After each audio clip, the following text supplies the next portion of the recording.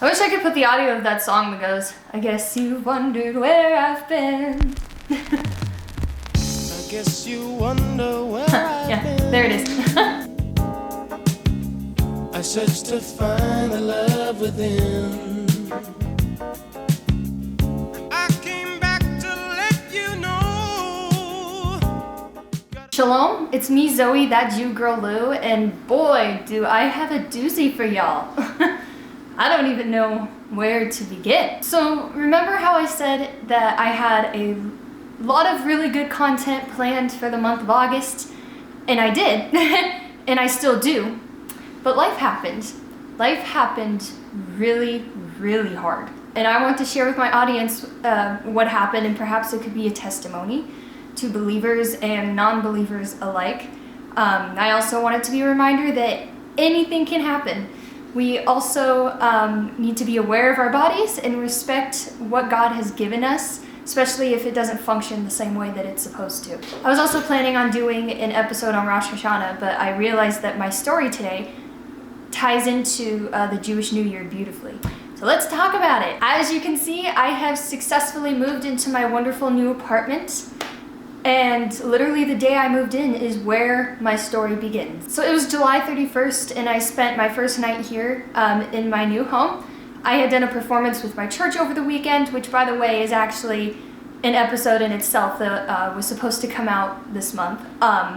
So I had done that performance over the weekend and that was a lot of work on top of getting the rest of my apartment set up for living in. It was around 3:30 in the morning when I woke up and my left foot, most random thing, my left foot was in searing pain. It was red, it was swollen, and it was painful to the touch. And the redness went all the way up my leg.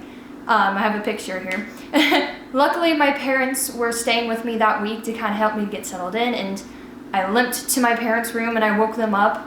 And we basically decided, okay, let's give it the rest of the night and we'll see how it is in the morning. Maybe it's a bug bite or something. Early Monday morning rolls around and I have to go to work, and my foot is just as it was when I woke up at 3:30. I could barely walk on it.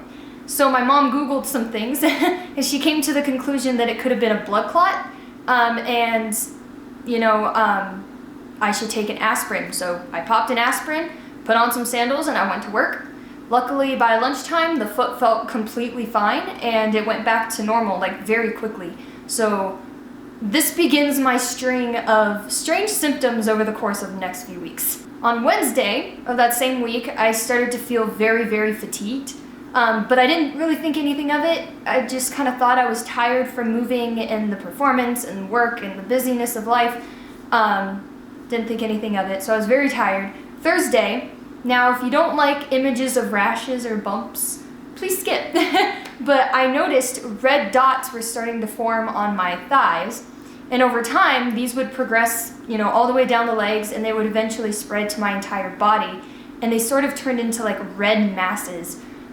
This is weird, but I go on with my life. I put some lotion over it, it's fine. Friday, I begin to feel a little achy. It's the end of the week. That's normal to feel a little bit sore. On Saturday, I actually felt pretty good and well rested, so my parents and I decided to take the dogs up into the mountains now that I live a little bit closer to them, and we did a little hike.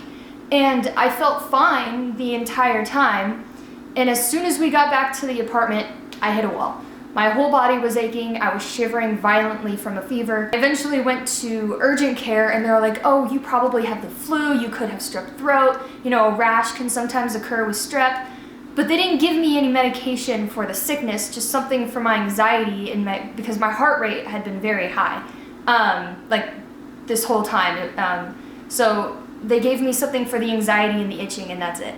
And it didn't even work. I ended up missing that entire week of work with those symptoms on and off. But that rash just began to itch and I just wanted to rip my skin off. I also experienced severe body pain, and specifically in my joints and my extremities. And there were days where I could not move. My mom had to lift a cup to my mouth so that I could drink. My throat was so swollen that I couldn't speak. The lymph nodes in my neck were so big that they were closing up my throat. One morning, my mom decides to take me to the emergency room, and thank God for my mom, she never left me alone, and this was pretty much the entire, I've dealt with this the entire month of August and parts of September. And she had been living with me and taking care of me, and just she was amazing. And after a few hours of running like every test that they could think of and that they had the capability of doing, they came to the conclusion that I was an anomaly and that I was likely sick with one of the thousands of different viruses that exist. And again, they sent me home without anything for the pain. Just told me to take Advil or Tylenol for my fevers that occurred at least 2 times a day. And oh my goodness, this went on for another week, no changes. I was also trying to work at this time. I couldn't miss, any more work already. I was feeling behind. So my mom would drive me and I'd work at the office for a few hours in the morning because that's when I felt best. And this honestly probably made it worse. I want to mention that I, as a 24-year-old, I do not or did not have a primary care doctor at this time. And I've learned my lesson. All my life I was healthy and never felt that I needed to see a doctor unless it was an emergency, which was extremely rare. I would see a naturopathic doctor on and off, which was great. But throughout the process, I was seeing my naturopath, and nothing that we were doing was working. And he had to admit that I needed traditional medicine and care. So clearly something was very, very wrong. I believe it was August 18th. My parents decided to take me on a little road trip to Scottsdale, where I was admitted to the Mayo Clinic ER because we felt that we had no other options in our small community. And they had heard from friends that if no one could figure out what was wrong here, then Mayo would be the next step. So again, they ran all the same tests that they did in my local ER with several more tests. And while I was there, most of them came back normal before a few that were a little elevated. And my doctor, who's wonderful, had mentioned, with the strange pain that you're having in your joints, this sounds a lot like arthritis, which they tested for, but it had come back normal.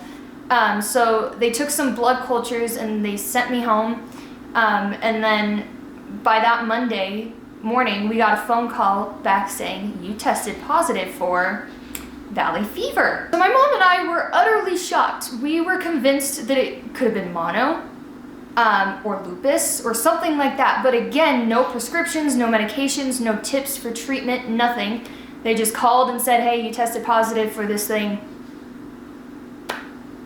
That's it.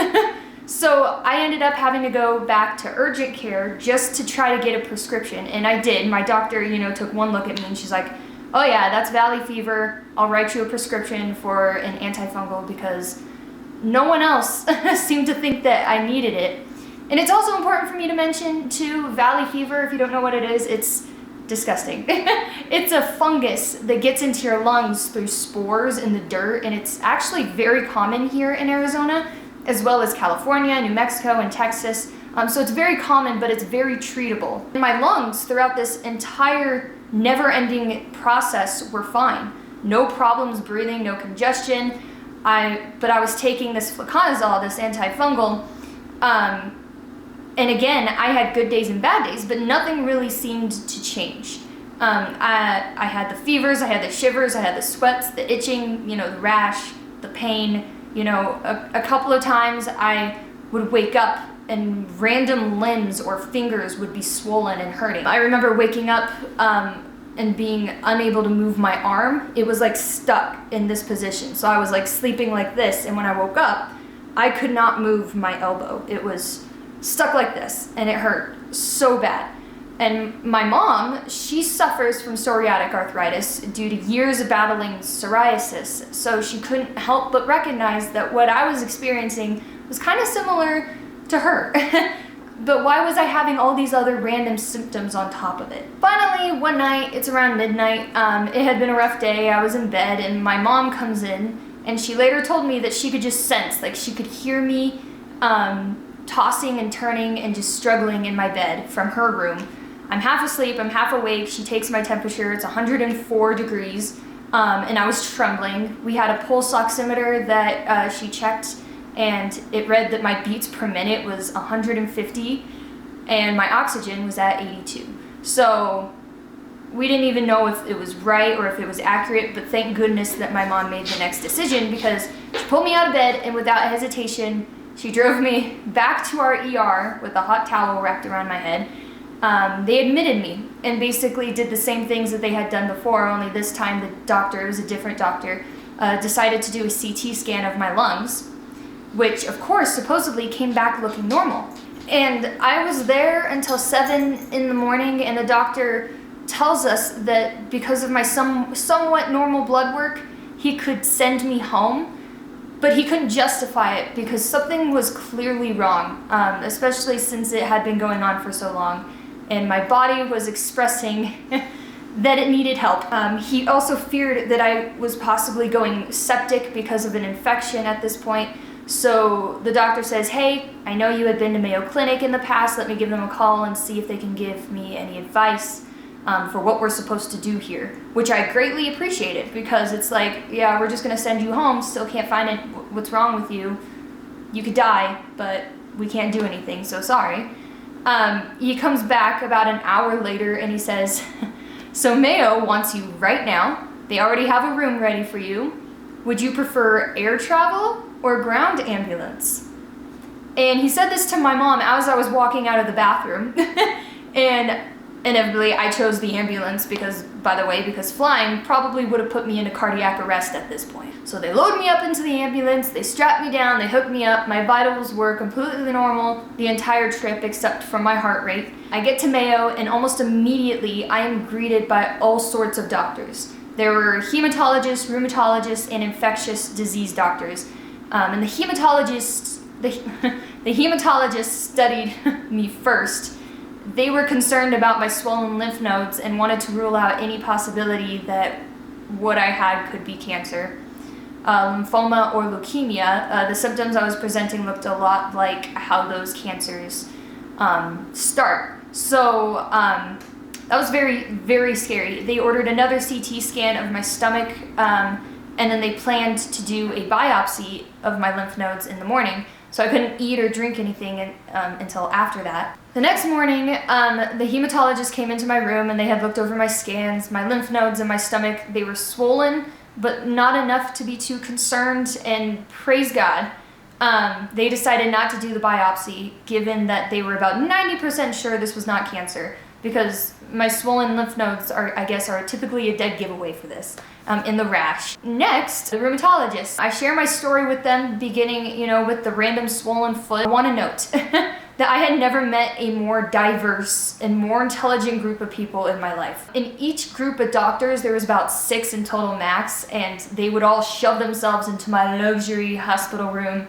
all at once. Half of them were undergrads, and they were still in training to be, full-time doctors. So they ran extensive tests, blood tests, and they showed a whole lot of interest in my rash. Like, given that this rash was all over the place, but the worst, most painful parts were on my extremities, like especially up my spine and my neck, and it came down over my chest and down in my rib cage and in my stomach. And every couple of hours while the tests were being run, like a doctor would come in and look at the rash and then leave. So they were like coming in and out of the room just to look at my rash.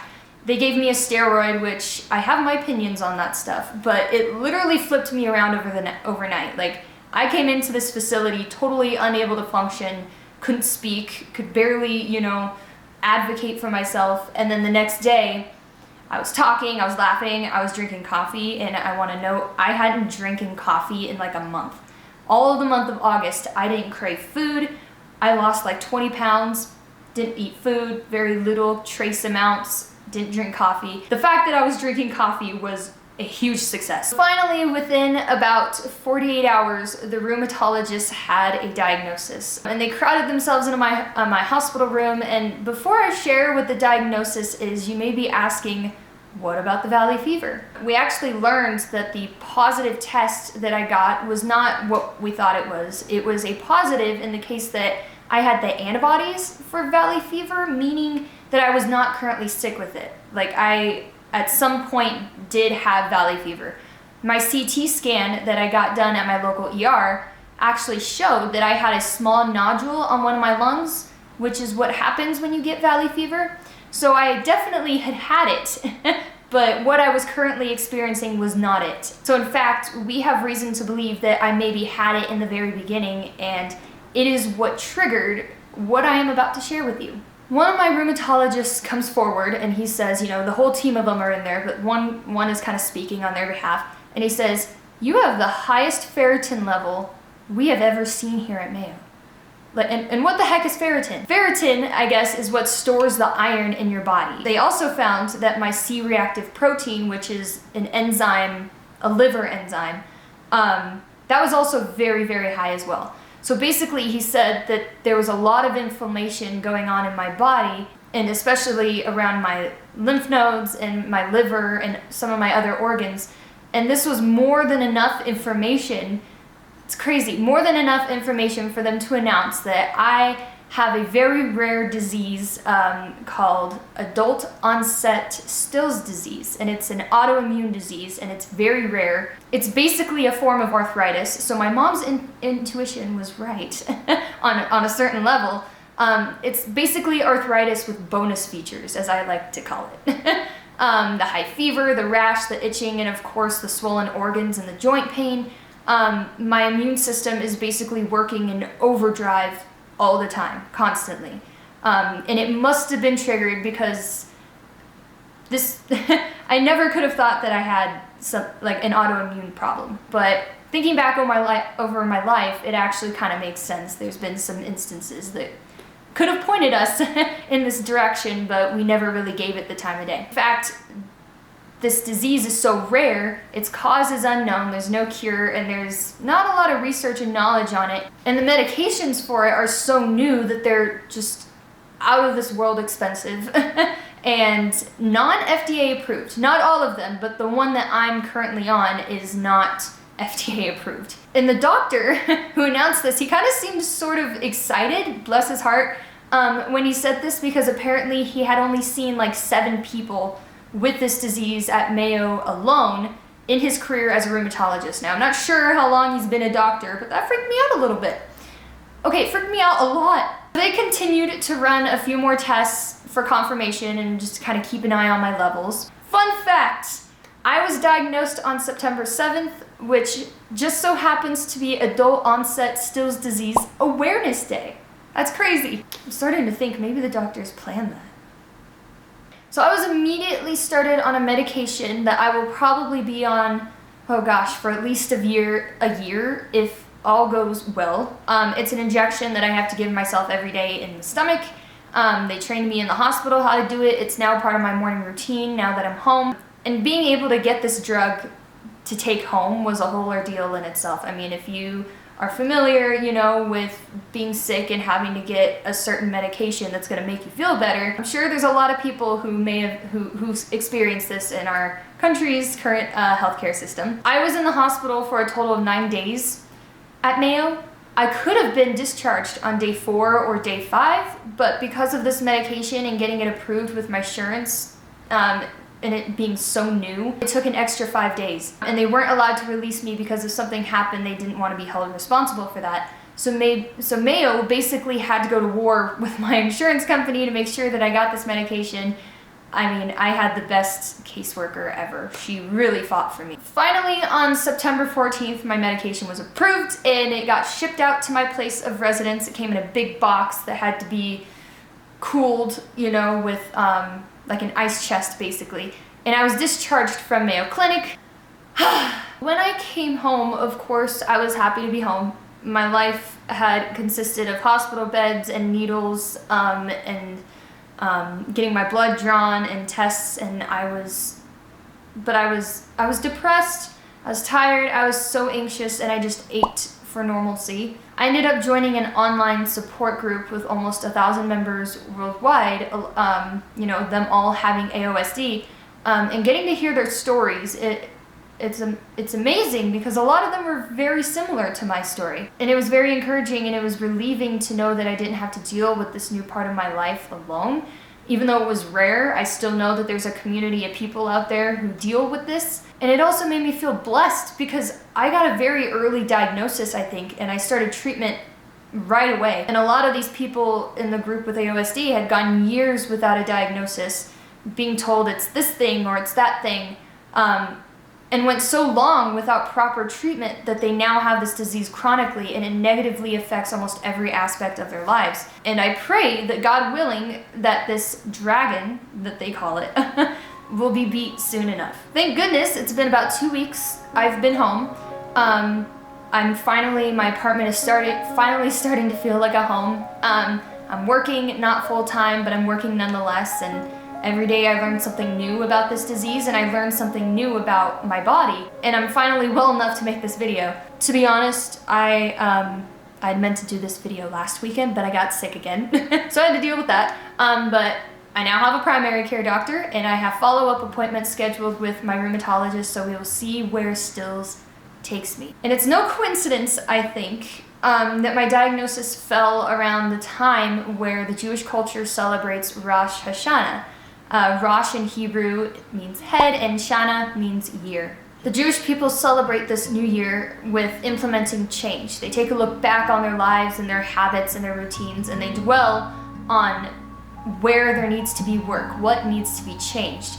How can I be more healthier? How can I devote more time to the Lord?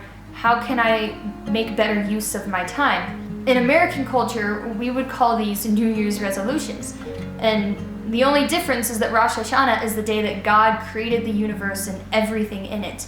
So it's more than just a New Year's celebration. It's celebrating a new creation. And I know it's God's way of telling me that changes in light of my illness will have to be made. I have to change my diet. I have to change workout routines, I have to take so many medications. I have to take a shot in my stomach every morning, which is not fun.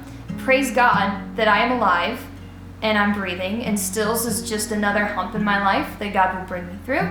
And He has been so gracious to me and merciful, and He's done more than I could ever imagine. There were times when I was so frustrated and angry at God, and at one point I had thought that there was a possibility that I might not make it through this. When I arrived at Mayo, I was on the brink of something called macrophage activation syndrome, which is a very common side effect of AOSD, meaning my organs were beginning to attack themselves. And thank God, His timing is perfect. They were able to stop that. But I had struggled for so long before that I thought there was no way that it could get better and that it was only going to get worse. I was so afraid. I wanted answers, but at the same time, I was so scared of what those answers might be. I had so many people I didn't even know, never seen, never spoke to them a day in my life, who were praying for me. 2 of my mentors from my church actually made the time to come and visit me while I was in Mayo, and I can't even begin on the support I received after I came home. It was so overwhelming, and it's still coming. I have no reason and no excuse to feel alone, because God places people in your life who will encourage you and help you.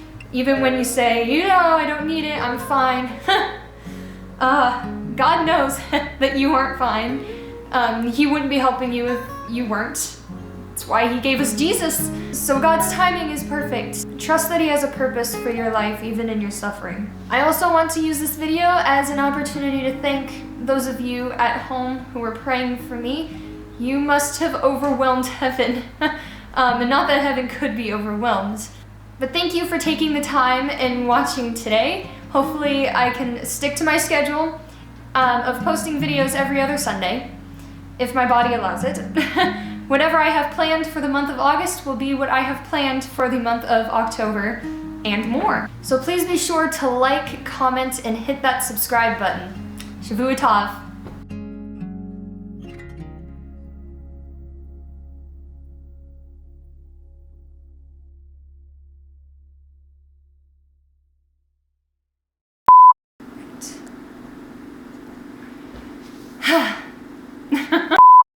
That Jewish New Year, beautifully. I'm gonna say that again. Oh gosh, I was hoping I wouldn't cry.